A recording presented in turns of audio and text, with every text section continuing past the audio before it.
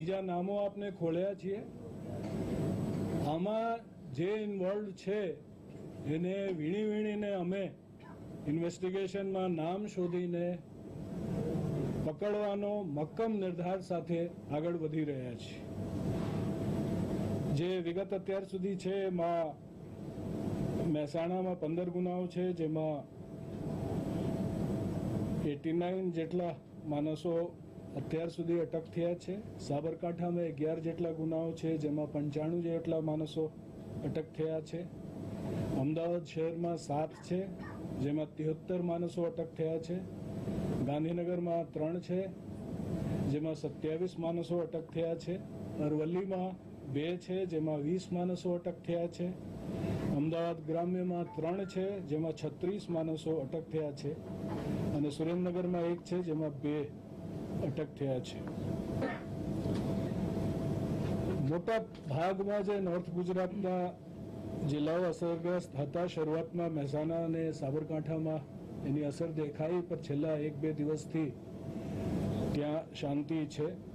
અમદાવાદ શહેરમાં 1-2 વિસ્તારોમાં અસર થયા છે.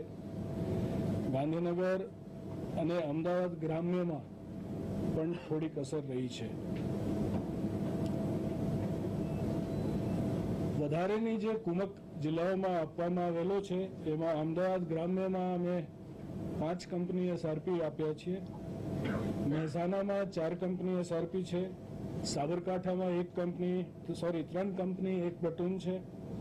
બનાસકાંઠામાં 1 કંપની એસઆરપી આપવામાં આવી છે, તકેદારી રૂપે આપી છે. બનાસકાંઠામાં બનાવ નથી, છતાં પણ તકેદારી રૂપે આપણે ફાળવ્યા છીએ. પાટણમાં એ જ પ્રમાણે તકેદારી રૂપે 2 આપી છે. અને ગાંધીનગરમાં 2 કંપની એસઆરપી ફાળવ્યા છીએ. ટોટલ 17 કંપની અને 1 પ્લટૂન એસઆરપી ફાળવ્યા છીએ. અને જે જગ્યાની હજી જરૂર હશે હજુ વધારેની કુમક આપીશું. આ ઉપરાંત સાબરકાંઠા જિલ્લામાં 5 વધારેના જિલ્લાના જે સ્ટ્રેન્થના જે એને પેટ્રોલિંગ રૂટ્સ છે, રેક્વિઝિટેડ વાહનો છે અને એના પોતાના સ્ટ્રેન્થથી જે કંઈ કામ કરે છે તે ઉપરાંત બહારથી અમે 5 પોસાઈ આપ્યા છીએ. મહેસાણામાં 10 પોસાઈ આપી છે અને ગાંધીનગર જિલ્લામાં 5 પોસાઈ આપી છે. નાયબ પોલીસ મહાનિરીક્ષક ગાંધીનગરના સૂચન કરવામાં આવેલ છે કે અસરગ્રસ્ત વિસ્તારમાં એક કેમ્પ કરશે.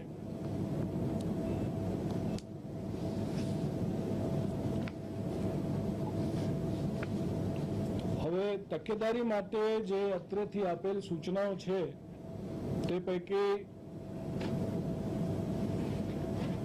જે પરપ્રાંતીય લોકોના કામના કલાકો તેમજ વસાહતો ઉપર પોલીસની સ્થાનિક વહીવટી તંત્રના સંકલનમાં જરૂરી કાર્યવાહી કરવા, પૂરતો પેટ્રોલિંગ રાખવા અને કોઈ બનાવ ના બને તે માટે એક્શન પ્લાન ઘડીને કાર્યવાહી કરવી.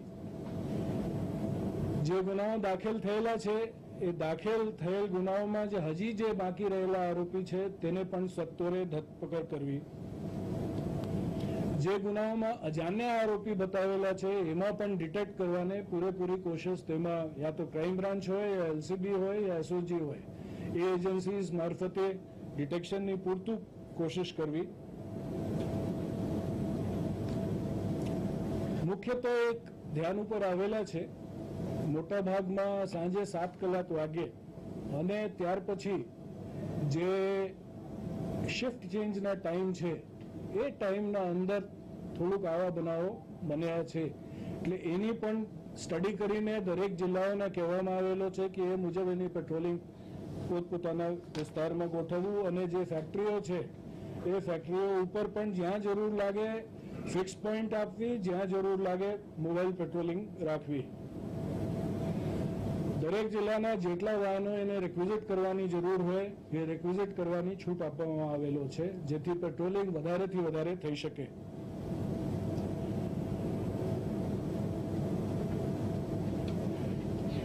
અસરગ્રસ્ત જે વિસ્તારો છે તે વિસ્તારોના એકમોમાં જે વસાહતો છે તેમજ ગામોમાં મીટિંગો ભરવા માટે પોલીસના સૂચન આપવામાં આવેલો છે, જેથી સ્થાનિક આગેવાનોના સહકાર પણ મળે અને આપને માહિતી પણ મળે કે અગર કોઈ બીજી જગ્યા કંઈ ગોઠવાતું હોય તો આપને ધ્યાન ઉપર આવે. એટલે ઇન્ટેલિજન્સ ગેધરિંગના સાથે સાથે જે સ્થાનિક આગેવાનો છે એના મદદ લઈને એક કોન્ફિડન્સ બિલ્ડિંગ મેજર જે માણસો ઉપર અત્યારે કદાચ એક થોડું ભયના વાતાવરણ થઈ ગયા છે એ દૂર થાય એના માટે વસાહતોમાં જઈને અને ગામડાઓમાં જઈને મીટિંગ કરવા માટે દરેક અધિકારીના સૂચન કરવામાં આવી છે. અને સબ ઇન્સ્પેક્ટરથી ઉપર એસપી સુધીના બધા અધિકારીઓ આ કામમાં સાંજથી જોડાશે. અને અગાઉ પણ ઘણી જગ્યાઓ આ કાર્યવાહી થયેલી છે. સાથે સાથે ચીફ સેક્રેટરી સાહેબ અને એસીએસ હોમના હું રિક્વેસ્ટ કર્યો હતો કે પોલીસ રીતે તો અમે કામ કરીએ છીએ પણ મેજિસ્ટ્રેસી અમને મદદ કરે તો એ કામમાં અમારું કામ થોડુંક સહેલા થાય. અને એમાં અત્યારે જેટલા જે ડિસ્ટ્રિક્ટ મેજિસ્ટ્રેટ્સ છે, ડિસ્ટ્રિક્ટ મેજિસ્ટ્રેટ્સ અને એમના અધિકારીઓ એ પણ જોડાયા છે. જે ફેક્ટરીઝ છે અને જે વિસ્તારો છે એમાં એ મીટિંગ્સ જે છે એમની પણ મીટિંગ સાઈડ બાય સાઈડ ચાલી રહી છે.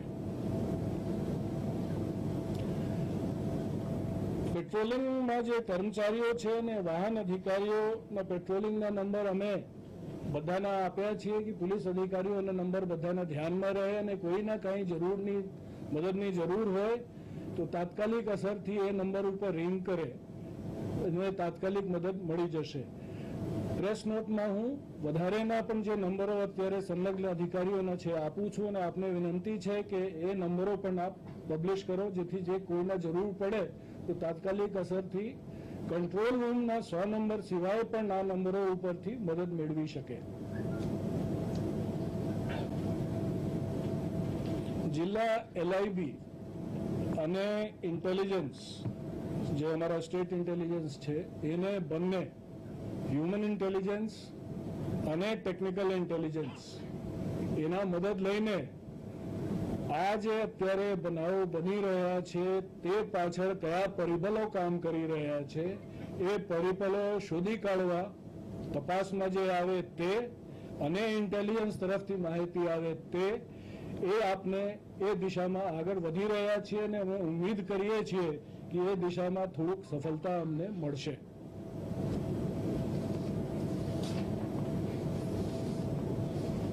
જે ગુનાઓ દાખલ થયેલા છે તેમાં યોગ્ય તપાસ થાય અને અદાલતમાં આપણે એને કન્વિક્શન સુધી લઈ જઈએ એટલે એની ઇન્વેસ્ટિગેશન જે કન્સર્ન ડિસ્ટ્રિક્ટ યુનિટ્સના એસપીસ છે અને કમિશનર્સ છે એની દેખરેખમાં તપાસના કાગળો વ્યવસ્થિત રીતે તૈયાર થાય તે સૂચના આપવામાં આવી રહેલ છે.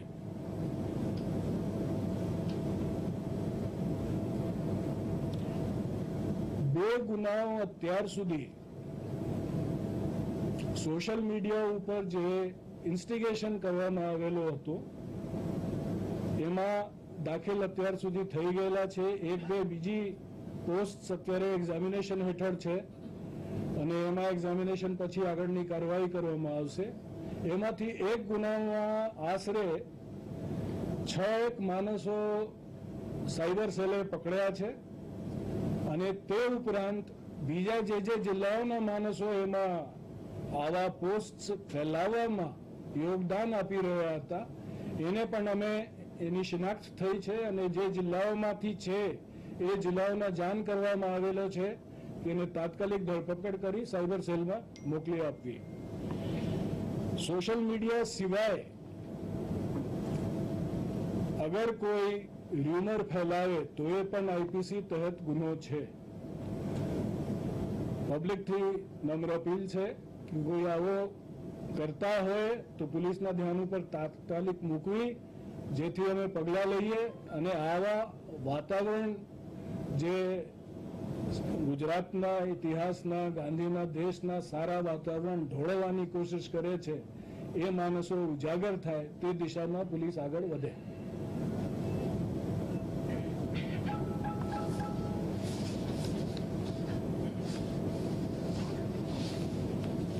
જે લોકો પકડાય છે એ લોકોનું કઈ કાઉન્સેલિંગ કરવામાં આવે છે નથી આવતું કે એના જે અફવાનું અનુકરણ જે કરી લે છે એને લઈને અત્યારે ઇન્વેસ્ટિગેશનમાં અરેસ્ટ પછી જે ઇન્ટરોગેશન અમારે થાય છે, ઇન્ટરોગેશન પછી જે કંઈ આગળની કાર્યવાહી સોશિયલ ફેબ્રિકના એન્જિનિયરિંગ માટે હશે એ આપણે કરશું. જ્યાં સાહેબ આપણે કહ્યું કે સ્ટેટ ઇન્ટેલિજન્સ બ્યુરો અને ફિલ્ડના અંદર પણ ઇન્ટેલિજન્સ ઓફિસરો આજે અફવાઓના આ જે હુમલા કરવાની વાતો જે ફેલાઈ રહ્યા છે એમને અમે શોધી રહ્યા છે, તમે હમણાં કીધું. તો do you apprehend any provocation from any political side કે કોઈ એવા કાર્યકર એમાં સંડોવાયેલા તમારું લાગે કે એની તરફ ઉશ્કેરણી કઈ તરફથી છે? રાજકીય ષડયંત્ર કહી શકાય. હા, એટલે that is what I am saying કે આમાં કઈ પ્રોવોકેશન તમને લાગી અને પ્રોવોકેશન ઇઝ ધેર, તો એ કઈ સાઇડથી છે?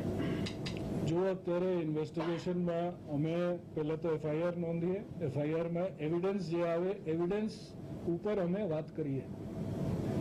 એટલે એવિડન્સ ઉપર અત્યારે એ દિશામાં જઈ રહ્યા છીએ કે માણસો પકડીએ અને એ માણસો કોણ છે, એના પીઠ પાછળ અગર કોઈ છે કે કેમ, એ તપાસનો વિષય છે. અને એ તાત્કાલિક અસરથી હું કોઈ વસ્તુ ઉપર જમ્પ કરીને ના કહી શકું કે એક્સ છે કે વાય છે યા જે છે. જે આવશે કાગળ ઉપર આવશે, પુરાવા સાથે આવશે, અને પુરાવા સાથે જે આવશે એ તમારે અમે જાણ કરીશું. અમારી ઇન્વેસ્ટિગેશન પણ એકદમ ટ્રાન્સપરન્ટ રહેવાનું. સર, તમે એક શબ્દનો પ્રયોગ કર્યો અને વારંવાર એક શબ્દનો પ્રયોગ થતો આવ્યો છે, પરપ્રાંતિયો.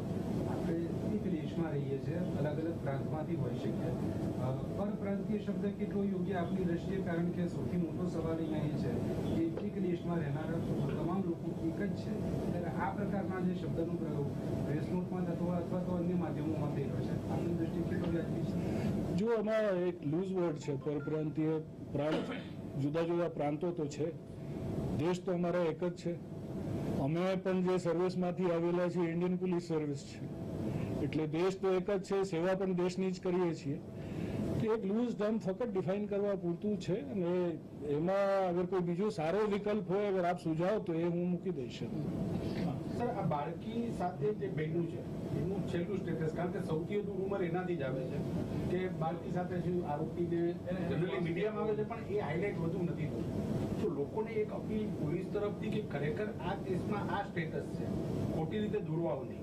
કે કોઈ એક વ્યક્તિએ ગુનો કર્યો એને કારણે તો આપને રિટર્ન અપીલ પણ કરીએ, અને આ બાબતે મોટા ભાગમાં તમારા માધ્યમથી બધાને ખબર છે જ કે આવું બનાવ બન્યો છે, આરોપી પકડાઈ પણ ગયો છે. શરૂઆતમાં જે મારે છેલ્લી ઇન્ટરવ્યુ હતું એમાં હું વાત પણ કર્યો હતો કે આ કમનસીબ બનાવ બન્યો છે, પણ એક માણસના કુકૃત્યના લીધે બીજા કોઈને જવાબદાર ઠેરવું એ કોઈ અંશે યોગ્ય નથી, અને એ દિશામાં તો કોઈ વિચારવું જ ના જોઈએ. એટલે એ મેસેજીસ બહુ ક્લિયર કટ મીડિયામાં પણ ગયેલા છે અને આપના માધ્યમથી પણ અત્યારે ઉજાગર છે. એક ફિનિશ કરતા પહેલા એક છેલ્લી મારી તરફથી અપીલ છે, અને એ અપીલ આપના માધ્યમથી જ કરવા માંગુ છું. ગુજરાત એક શાંતિ પ્રિય સ્ટેટ છે. હું પ્રદેશ ના વાપરું, બીજો કોઈ શબ્દ ના વાપરું, સ્ટેટ વાપરું છું. અને આ સ્ટેટની એક અસ્મિતા છે, અને આ અસ્મિતા અમે બધા ભેગા થઈને જાળવ્યા છે. હવે આ અસ્મિતા ઉપર કોઈ ટીલો લગાડે, મને નથી લાગતો કે મીડિયા તરીકે આપ હોય યા હું હોઉં પોલીસ તરીકે અથવા અમારે પબ્લિક હોય, એ કોઈ આવી વસ્તુ સાંખી લેવું જોઈએ. એટલે ભેગા થઈને આપણે જોઈએ જે કંઈ થયા છે એનું જેટલું ઝડપથી નિરાકરણ થાય અને પોઝિટિવ દિશામાં આ સ્ટેટના અમે આગળ લઈ જઈએ એ દિશામાં આપણે કામ કરીએ. એક રિક્વેસ્ટ એ હતું કે અત્યારે એક સિઝન નવરાત્રિના છે, બિહારમાં દુર્ગા પૂજા કહેવાય. દુર્ગા પૂજા પછી તાત્કાલિક અસરથી દિવાળી આવે, અને દિવાળી પછી છઠ આવે. એટલે કદાચ કોઈ અગર ઘેર ફેસ્ટિવલ્સ માટે જતા હોય તો એને બીજી રીતે ના લેવાય. એટલે એક વખત આપણે બધા છનાવટ કરીને એ પ્રમાણે કાર્યવાહી કરીએ. મારા અધિકારીઓના હું બહુ ક્લિયર કટ કીધેલા છું કે વસાહતોમાં પણ જઈને ચકાસો, જરૂર પડે બસ સ્ટેન્ડ જાઓ, જરૂર પડે રેલવે સ્ટેશન ઉપર પ્રેઝન્સ રાખો અને ચેક કરો કે કોઈ ભીખને લીધે તો નથી જતું. જતું હોય તો આશ્વાસન આપીને લાવો, અને જ્યાં જરૂર લાગે ત્યાં પોલીસ મૂકો. જેટલા જોઈએ એટલા અમે માણસો જ્યાંથી શક્ય હશે ફાળવીને આપીશું. પર આ સ્ટેટની જે અસ્મિતા છે એનું સવાલ છે ને આપણે બધા ભેગા થઈને એ દિશામાં આગળ વધીએ. Thank you. सर ये बताइए कि अभी तक कितने मामले दर्ज किए गए हैं, कितने लोगों को राउंड अप किया गया है और कौन से ऐसे सबसे प्रभावित क्षेत्र है जहां पर इस तरह की सबसे ज्यादा घटनाएं सामने आई है? देखिए, ये जो बनाव हुआ उसके बाद करीब रफली 6 मेजर जिले के ऊपर असर आई है. सुरेंद्रनगर में एक छोटा सा इंसिडेंट है, पर जो मेन जिले प्रभावित हुए थे वो मेहसाना और साबरकांठा हैं और अहमदाबाद शहर का थोड़ा एरिया एक साइड का था, वो मेन प्रभावित हुए थे. इन 7 जिलों में और शहर के अंदर 42 गुने दाखिल हुए हैं और उसमें अभी तक हमने 342 अक्यूज तोहमतदार पकड़े हैं. दूसरे नाम खोलने की भी कार्रवाई अभी शुरू है और हम उम्मीद करते हैं कि जो नाम जैसे जैसे खुलते जाएंगे उनको भी हम अरेस्ट करेंगे. जिन जिलों ने एक्स्ट्रा फोर्सेस की मांगनी की थी उनको करीब मांगने के हिसाब से 17 कंपनी 1 प्लेटून एसआरपी दे दी गई है. जिन जिलों ने अधिकारियों की मांगनी की, रिक्विजिट व्हीकल्स की मांगनी की, उन सबको ये दे दिया गया है. डीआईजी गांधीनगर का रेंज सबसे अधिक प्रभावित हुआ था और उनको कहा गया है कि जिस विस्तार में ये बनाव बन रहे हैं उस विस्तार में कैंप रख के उसकी सुपरविजन करें, अरेस्ट कराएं और एक फीलिंग ऐसा पैदा करें इस एरिया में कि लोग वहां से स्थानांतरण ना करें. जरूर पड़े तो वो भी जाके खुद इन लोगों से मिलें.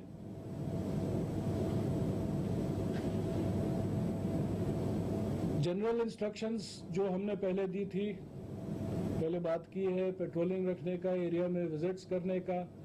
दूसरा नहीं बने उसके लिए अगर जरूर पड़े तो वहां भी प्रिवेंटिव एक्शन लेने के लिए, इंडस्ट्री के साथ कांटेक्ट में रहने के लिए, इंडस्ट्री के अंदर वर्कर्स के साथ कांटेक्ट में रहने के लिए, पुलिस के जो फोन नंबर्स हैं वो फोन नंबर्स सबको अवेलेबल कराने के लिए उनको भी कहा गया है और आपके माध्यम से भी अवेलेबल हो वो मैं आपसे गुजारिश करता हूं.